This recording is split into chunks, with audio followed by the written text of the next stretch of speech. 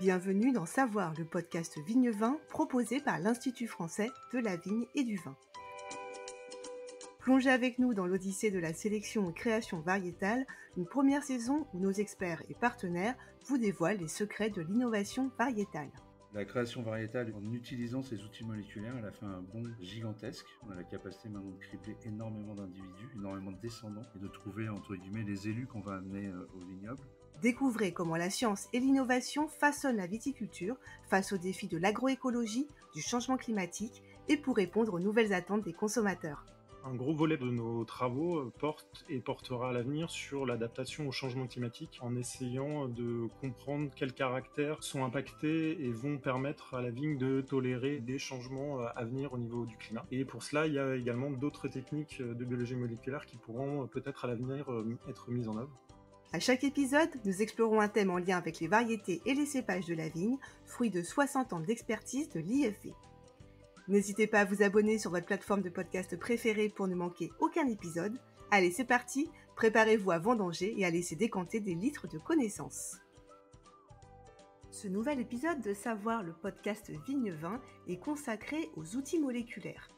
Comment la biologie moléculaire a révolutionné l'ampélographie ?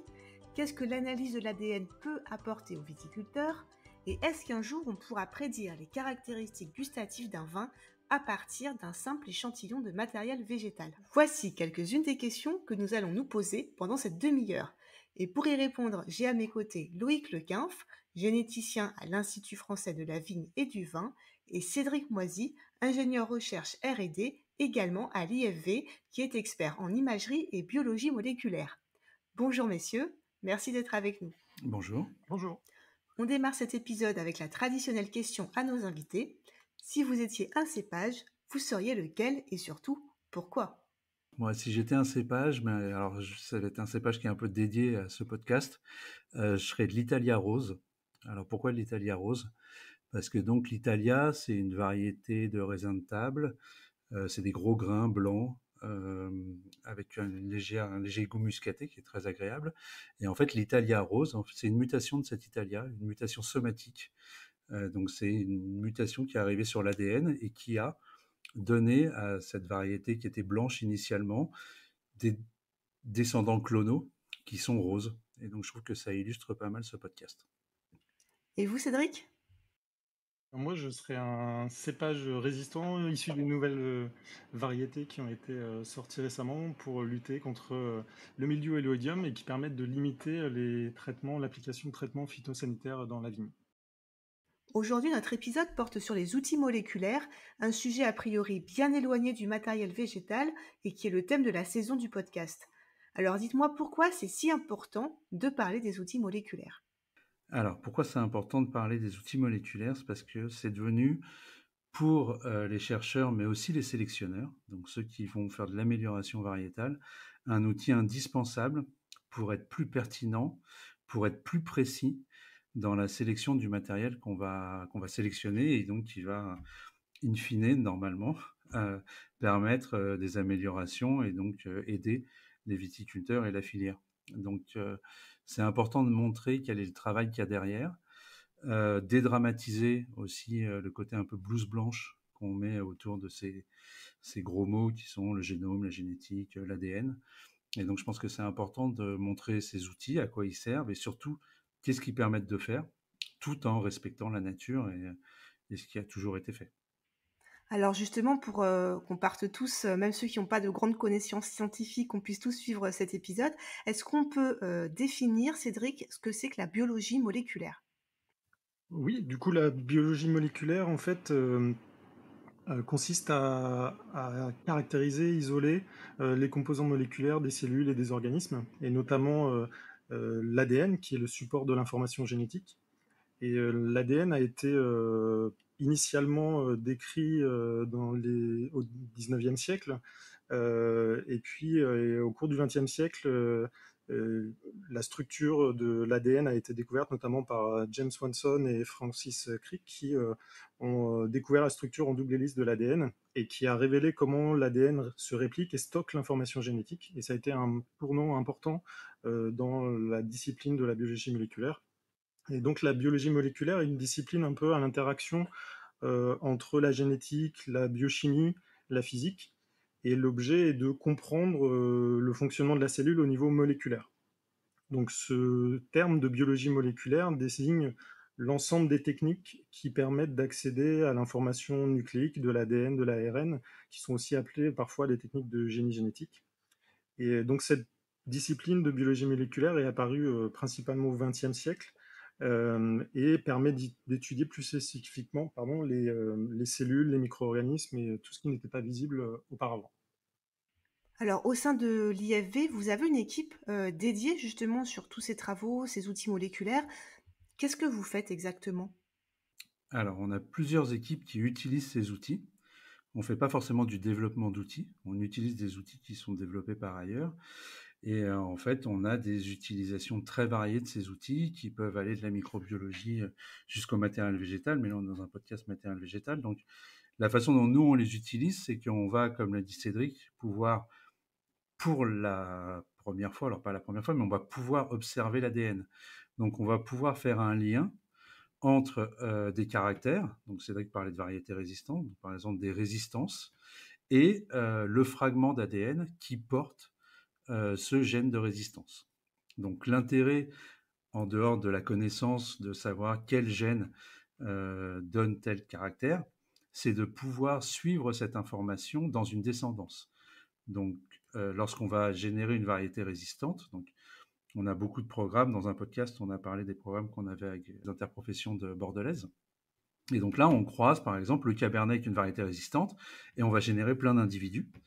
Et au sein de ces individus, il faut arriver à identifier ceux qui ont reçu les gènes de résistance d'un des parents. Et donc, grâce à la biologie moléculaire, en fait, on va pouvoir regarder au niveau de l'ADN si le gène est bien présent chez le descendant. Si on l'identifie, à ce moment-là, on va garder le descendant parce qu'il aura potentiellement les caractéristiques du cépage choisi pour être qualitatif, mais aussi la résistance donnée par la variété utilisée qui sera donneuse de résistance.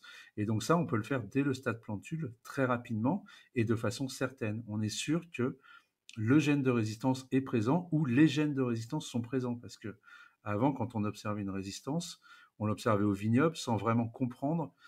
Alors le terme que Cédric a utilisé, c'est le déterminisme génétique. On essaie de comprendre le nombre de gènes qu'il y avait derrière, s'il y en avait un, s'il y en avait deux, si ils étaient différents, si c'était les mêmes. Et là, grâce à cette information qui vient directement de l'ADN, on est beaucoup plus précis et on sait exactement ce que le descendant a reçu de ses parents. Donc, si j'ai bien compris, ces outils permettent par exemple au niveau des maladies d'être plus précis et de pouvoir mieux connaître les résistances. Est-ce qu'il y a d'autres intérêts au niveau viticole de travailler avec ces outils moléculaires? Alors, au niveau viticole, il y a la possibilité, ce qui est aussi très utilisé sur le matériel végétal, notamment en pépinière, mais aussi dans le suivi de l'exploitation, sur les maladies, les autres agresseurs, notamment les virus. On a la possibilité, donc en fait un virus, il peut être présent sans forcément montrer de symptômes, ou alors les symptômes peuvent apparaître plus tard. Et donc là, on a la possibilité, de la même façon, en attaquant le problème via la biologie moléculaire et donc en regardant l'ADN ou l'ARN qui est présente dans l'extraction d'ADN qu'on va faire d'une feuille, on va pouvoir voir si dans la feuille il n'y a que de l'ADN de la variété ou s'il y a aussi des virus et quel type de virus, parce qu'il y a des études en amont qui ont permis de montrer que telle séquence d'ADN correspondait à tel virus, par exemple le cournoyer, l'enroulement, et donc on a la possibilité de détecter comme ça assez rapidement et sur un grand nombre d'individus en plus, parce que maintenant on est sur des outils qui ont été développés et qui permettent de passer un grand nombre d'échantillons. Donc on a vraiment la possibilité d'être très précis donc en sélection, mais aussi comprendre tous les organismes qui sont autour de la plante, qui vivent avec, qui rentrent en interaction, que ce soit pathogène ou que ce soit bénéfique. Et donc dans le cas des virus, on a une équipe à Colmar qui travaille même sur un outil qui permet de séquencer l'ensemble des virus présents, donc même des virus qu'on ne connaît pas, ils ont identifié de nouveaux virus, l'ensemble des virus présents dans un individu. Et donc on peut être vraiment beaucoup plus précis sur l'état sanitaire d'une plante. Et comme c'est très important pour la filière, c'est vraiment quelque chose d'important. Cédric, vous voulez rajouter quelque chose sur cette question?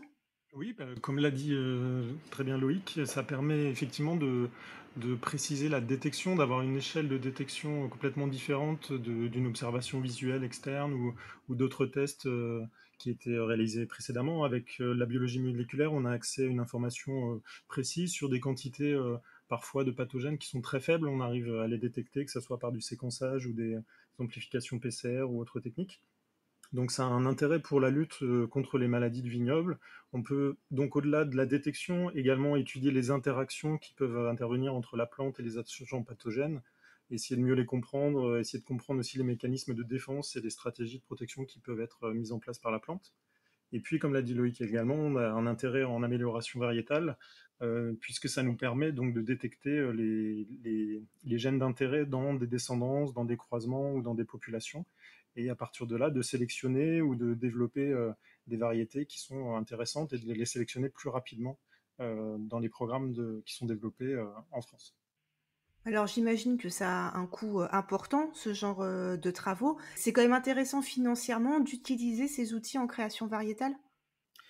Alors, initialement, ça avait un coût très élevé. On a l'image du chèque qui était porté par Clinton au moment du séquençage du génome, où c'était en millions de dollars pour séquencer un homme. En fait, comme c'est des outils qui sont très pertinents et qui servent dans plein de domaines, il y a eu des tas de développements qui viennent de l'optique, qui viennent de la physique, qui viennent de la chimie, et qui maintenant permettent d'avoir des coûts qui sont très faibles.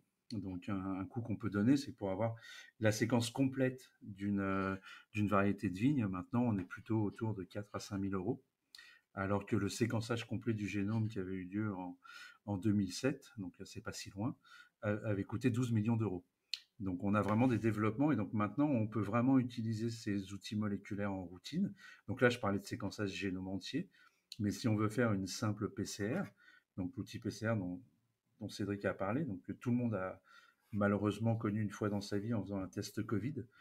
Donc c'est un outil qui est utilisé pour détecter la présence de virus. Et donc dans le cas du Covid, c'était pour détecter la présence du Covid après un prélèvement pas forcément très agréable. Cet outil PCR, qui a donc pu être utilisé sur énormément de gens, finalement, maintenant, il doit coûter aux alentours de 30 à 40 euros. On peut faire une PCR et donc identifier la présence d'un virus ou d'un gène dans une descendance. Donc c'est «rentable» entre guillemets, d'utiliser ces outils avec tous les gains qu'on imagine derrière. Complètement. Donc on est plus pertinent, on est plus rapide, parce que comme je disais, dans le cadre de la création variétale, en fait, au stade plantule, donc je mets mon pépin, 2 mois après, j'ai quelques feuilles. Il me faut très peu d'ADN, très peu de matériel, comme l'a dit Cédric, pour faire une analyse moléculaire. Donc je peux voir quel descendant a reçu le gène qui m'intéresse, alors qu'avant, il aurait fallu que cette plante, je la laisse pousser, que je l'emmène au vignoble, que je la mette au vignoble et que j'observe ensuite si elle était résistante ou pas. Et en plus, je n'aurais juste l'information de elle est résistante ou sensible, alors que là, j'ai une information, comme je disais, plus pertinente parce que je sais quels gènes sont présents dans la variété, donc le nombre de gènes de résistance et lesquels. Donc c'est vraiment plus pertinent, plus rapide, moins cher parce que imaginez un peu le coût d'une plantation, d'une observation, tout ça. Et surtout, comme on travaille au stade plantule, à l'époque on faisait beaucoup de croisements à l'IFV, il nous est arrivé certaines années de faire des PCR sur environ 20 000 plantules. 20 000 plantules à tester au vignoble, ça représente 4 hectares. Alors que nous, on l'a fait en serre et on a eu l'information dans les 6 mois sur les 20 000 plantules. Donc c'est un gain de temps. Oui, c'est vraiment des outils qui sont pertinents et qui maintenant, en plus, qui sont aussi économiquement intéressants. Et surtout, au-delà du coût, il y a aussi effectivement le nombre d'échantillons qu'on peut traiter en parallèle, qui a considérablement augmenté et qui permet de séquencer en parallèle plusieurs génomes ou d'amplifier par PCR plusieurs cibles en même temps et de manière très très rapide. Donc ça rajoute à l'avantage d'utiliser ces techniques de biologie moléculaire. Avant de poursuivre, je vous propose une petite pause avec un quiz préparé par nos soins. Donc vous aussi, vous pouvez jouer. Et messieurs, c'est parti pour la première question. Quel est le cépage pour lequel a été identifiée une distinction clonale? Le merlot, le chardonnay ou le syrah?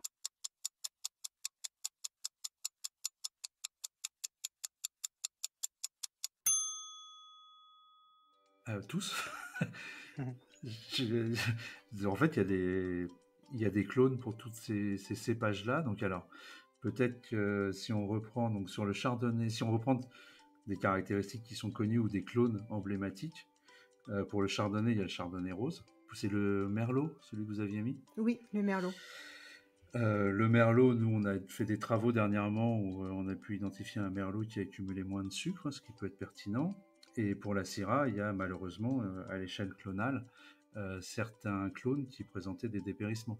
Une variation clonale, il y en a énormément, c'est tous les clones agréés au sein d'un cépage. Ce sont des mutations qui ont lieu à l'échelle du génome et qui donnent de nouvelles caractéristiques sans passer par la reproduction sexuée. C'est pour ça que c'est des clones. Et donc, ça a été un levier d'amélioration, d'aller identifier au vignoble ces mutations, sans forcément connaître les gènes qui sont derrière, hein, ou la mutation. Mais maintenant, on sait qu'il y a des variations de séquences, c'est-à-dire des mutations entre les différents clones. Sur quelle matrice peut-on réaliser des tests d'identification variétale?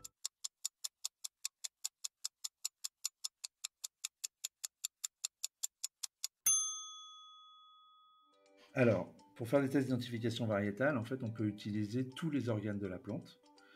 Ce qu'il faut savoir, c'est que donc, dans chaque cellule, il y a le même ADN, et que l'ADN d'une variété, c'est un peu comme un code barre qui définit la variété. Donc avec les marqueurs moléculaires, on va avoir ce code barre et on pourra identifier la variété. Donc tous les organes sont possibles.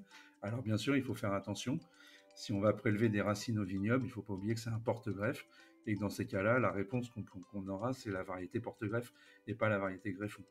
Mais sinon, à partir du moment où on est sur la même variété, tous les organes portent la même information génétique. Donc tous les organes, donc les racines, les baies, les tiges, les feuilles, etc. Tous les organes. Parfait. Cédric, vous confirmez? Je confirme, et sachant qu'il est très facile de prélever de l'ADN sur des feuilles ou du bois, par exemple, donc qui sont des organes de prédilection pour ce type d'études. Très bien. Et la dernière question, c'est un vrai ou faux? Alors, par analyse génétique, on peut identifier la résistance au mildiou. Vrai ou faux?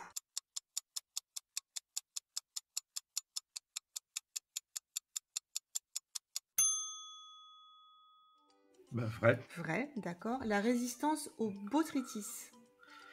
Alors, pas encore. La résistance au stress hydrique. Malheureusement, encore plus loin. L'hermaphrodisme. C'est vrai. Ouais. Et les caractéristiques organoleptiques. Certaines caractéristiques organoleptiques, ouais. Pas toutes, ouais.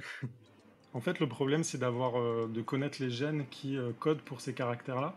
Et donc, dans le cas de certaines maladies, comme le mildiou ou l'oïdium, on a déjà des cibles, et dans d'autres, on les a pas encore. Et pour ce qui est de la qualité organoleptique, on ne les connaît pas toutes. Donc, effectivement, on a besoin de connaître les cibles pour pouvoir les chercher dans la séquence ADN. Bravo à vous deux pour toutes ces réponses. On va revenir à nos outils moléculaires avec cette question. Est-ce que toutes les variétés ont les mêmes gènes?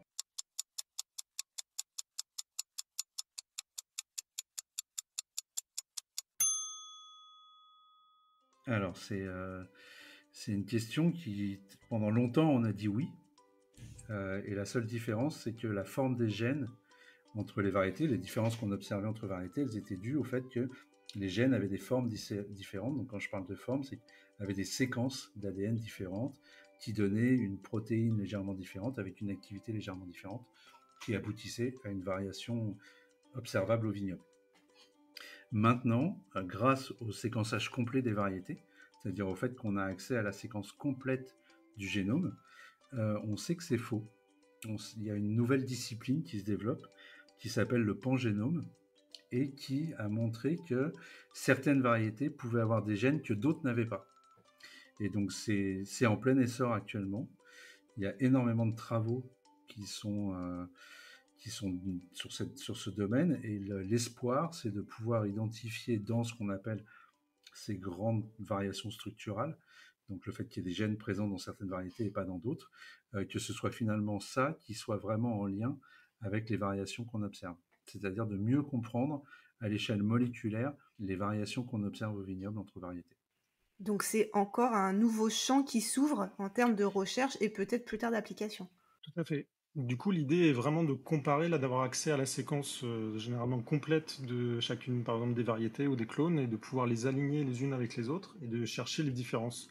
Il peut y avoir des différences très spécifiques, très ponctuelles, avec des mutations très localisées, et des différences structurelles vraiment liées à la structure du génome en elle-même, avec des blocs manquants ou ajoutés à certains endroits, et qui peuvent correspondre à des nouveaux traits de caractère ou à une variation de l'expression de certains caractères. Et donc cette discipline, la pandégénomique, est vraiment en expansion et en lien avec les nouvelles capacités de séquençage, les nouvelles technologies de séquençage qui voient le jour depuis quelques années. Et vous, à l'IFV, vous travaillez aussi là-dessus? Donc on travaille en collaboration avec l'INRAE sur ces aspects-là, mais plutôt à l'échelle clonale. C'est-à-dire on essaye de comprendre comment les clones se mettent en place. Donc ce que je disais avant, c'est que on sait que les clones, entre deux clones, il y a des mutations génétiques. Maintenant, essayer de mettre le doigt sur vraiment la mutation qui fait qu'on a un clone avec un port droit, on a un clone qui est moins productif, on a un clone qui fait des plus petites baies. Ça, on n'a pas encore réussi à mettre le doigt dessus. Et donc, on séquence, comme le disait Cédric, des génomes entiers de clones et on essaye de comparer et de comprendre quelle dynamique des génomes s'est mis en place pour aboutir à ça. Est-ce qu'on peut savoir pourquoi un pinot n'exprime pas les mêmes typicités en Bourgogne et dans le Sud-Ouest? On peut avoir une idée, en tout cas, si le pinot qui est en Bourgogne et dans le sud-ouest a le même génotype, alors on peut supposer que les différences vont être liées à l'environnement. On sait que le climat, le sol, les stress, les conditions de culture aussi, les pratiques viticoles et même les vinifications, etc., ont un impact considérable sur le vin ou sur l'expression des caractères de la plante. Et comme on en discutait tout à l'heure, un même clone, enfin, à l'intérieur d'une variété, on peut avoir différents clones, on peut avoir des mutations qui apparaissent et qui font qu'un cépage va s'exprimer plus ou moins différemment d'une région à l'autre, ou en tout cas d'un génotype à l'autre. Et est-ce que dans l'avenir, vous pensez qu'il sera possible de prédire les caractéristiques gustatives d'un vin à partir des outils moléculaires ou c'est quelque chose qui paraît hors de portée? Alors, ça paraît pas hors de portée. C'est juste que ça paraît un petit peu compliqué pour le dispositif expérimental à mettre en place. C'est-à-dire, je m'explique, c'est que, et heureusement d'ailleurs, un vin, c'est effectivement une variété, mais conduite dans des conditions particulières, dans un climat particulier, avec une vision du viticulteur propre. Et comme l'a dit Cédric juste avant, en fait, une variété, nous, on est capable de dire, elle peut donner ça, ça, ça, ça. Donc, elle va être muscatée, aromatique, résistante. Elle devrait produire beaucoup d'anthocyanes ou pas beaucoup. Mais derrière, toutes les pratiques qui sont associées au vignoble, ça donne la touche du vin. Et c'est pour ça qu'on a autant de vins différents et que les viticulteurs apportent leur touche aux vins qu'ils produisent. Et ça, c'est ce qu'on appelle les interactions génotype-environnement. Et ça, c'est très dur à observer, très dur à mettre en place. Donc, j'aurais tendance à dire on sera capable d'identifier des gènes qui interviennent sur des caractéristiques œnologiques, c'est-à-dire est-ce que effectivement je vais avoir une bonne fermentabilité des mous, est-ce que je vais avoir une oxydabilité des mous qui sera plus ou moins forte, ce genre de choses. Mais tout ce qui est rajouté par le viticulteur, l'endroit où c'est planté, etc., apporte aussi une part de variation qui ça, heureusement, ne sera pas expliqué juste par la génétique. Et donc ça, on ne pourra pas le prévoir. Par contre, on pourra orienter vers des grands types de vins, c'est-à-dire effectivement, on ne fera pas des vins muscatés avec n'importe quelle variété, on ne fera pas des vins rouges avec n'importe quelle variété. Et ça, on pourra le prédire dans les descendants qu'on observera. Donc on pourra aller sur des caractères un peu plus complexes, mais ça, on pourra le prédire. Mais il y aura toujours la touche du viticulteur, l'endroit où il l'a planté et l'environnement dans lequel la plante a grandi. Et heureusement, je dirais. Après, c'est évidemment la complexité des caractères qui est plus ou moins facile ou difficile de prédire. On va avoir des bonnes connaissances sur, par exemple, des caractères de quantité de sucre, etc. Et comme le disait Loïc, sur des arômes un peu plus complexes ou des choses en plus liées à la vinification, là encore, ça va dépendre beaucoup du parcours technique du vin. En Australie, l'Institut de recherche australien sur le vin annonce être en mesure de produire des tests d'identification clonale cet automne. Qu'en pensez-vous? Alors, j'en pense que c'est possible. On a des travaux similaires à l'IFV où on essaye effectivement de pouvoir développer des tests qui soient pas trop chers. Et on en a parlé avant, effectivement, la biologie moléculaire permet d'avoir des tests pas trop chers, d'identification clonale. Donc, je pense que c'est possible. Après, j'ai pas vu les données sur lesquelles ils travaillent, mais je trouve ça plutôt bien parce que c'est une demande qui est présente depuis longtemps au vignoble. Il y a quand même une limite à ça, c'est-à-dire que quand on décide quand on dit qu'on peut identifier, on a un test d'identification clonale, c'est-à-dire on est capable d'identifier un certain nombre de clones. Et là, je ne connais pas le portefeuille de clones qui sont capables d'identifier. Si j'arrive avec un clone qui n'était pas dans l'analyse initiale, ils ne pourront pas l'identifier. C'est la même chose pour l'identification variétale. Si c'est une variété qui n'a jamais été observée d'un point de vue moléculaire, je n'ai pas la base de données qui me permette de dire c'est telle variété. Donc, je ne sais pas quelle est l'étendue de leur base de données. Par contre, effectivement, a priori, avec les outils moléculaires disponibles, c'est quelque chose de faisable. Et nous, on travaille aussi dessus. Nous arrivons bientôt à la fin de cet épisode. Je voulais vous demander, Cédric, avant qu'on se quitte, sur quel sujet votre équipe, vos équipes, allaient travailler dans les mois, les années qui viennent. Alors nous, eh bien, on va continuer à développer ces approches de biologie moléculaire, notamment dans le cadre des programmes de sélection et de création variétale. L'idée étant de compléter la gamme de cépages disponibles en rajoutant des résistances à des nouvelles maladies. Donc on a déjà Oïdium et Mildiou. L'idée, c'est de pouvoir rajouter d'autres maladies, telles que les maladies du bois ou d'autres maladies virales. Et un gros volet de nos travaux portera à l'avenir sur l'adaptation au changement climatique, en essayant de comprendre quels caractères sont impactés et vont permettre à la vigne de tolérer les changements à venir au niveau du climat. Et pour cela, il y a également d'autres techniques de biologie moléculaire qui pourront peut-être à l'avenir être mises en œuvre. Donc ça pourrait apporter des réponses, en tout cas peut-être même des solutions plutôt, sur cette problématique d'adaptation au changement climatique. Exactement. Je pense que la création variétale, en utilisant ces outils moléculaires, elle a fait un bond gigantesque. Comme je le disais, on a la capacité maintenant de cribler énormément d'individus, énormément de descendants, et donc au sein des descendants de trouver, entre guillemets, les élus qu'on va amener au vignoble. Et plus on va avancer sur la connaissance du lien entre l'ADN et des caractères d'intérêt, comme l'a dit Cédric, les maladies. Donc on a parlé du botrytis, du black rot, des maladies du bois, le cournoyer, etc. Mais aussi l'adaptation au changement climatique, c'est-à-dire viser des plantes qui ont une meilleure efficience de l'eau. Donc c'est ce qu'on appelle la transpiration, par exemple, qui transpirent plus la nuit que le jour, qui potentiellement vont peut-être avoir une réallocation du carbone, non pas dans les bois, mais plutôt vers les baies pour être plus productives et mieux adaptées, donc utiliseront moins d'eau, etc. Donc, grâce aux outils moléculaires, si on arrive à faire le lien avec ces caractères, on va pouvoir faire de la création variétale encore plus pertinente avec des cibles qu'on n'avait pas encore envisagées actuellement.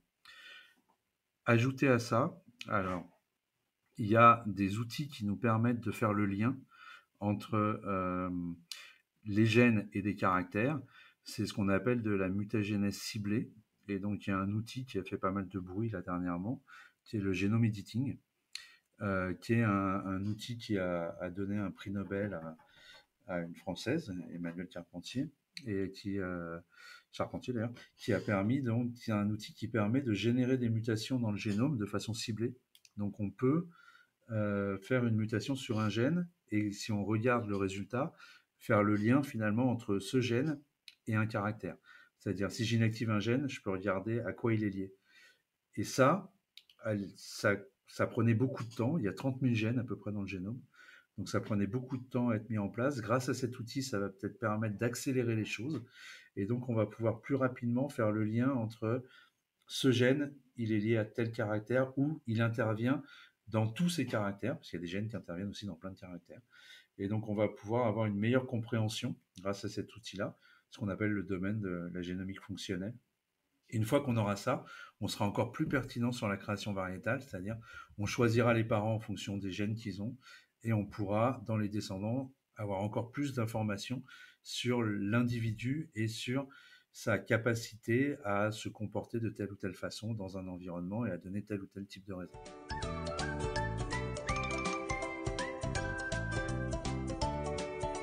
Voilà, c'est la fin de cet épisode Savoir, le podcast Vigne-Vin consacré aux outils moléculaires. Merci beaucoup à nos deux invités, Loïc Lequinf et Cédric Moisy, d'avoir partagé leurs connaissances avec nous. Tous les autres épisodes de Savoir, le podcast Vigne-Vin, il y en a 12 en tout, sont disponibles sur toutes les plateformes de podcast. Je vous dis à très bientôt.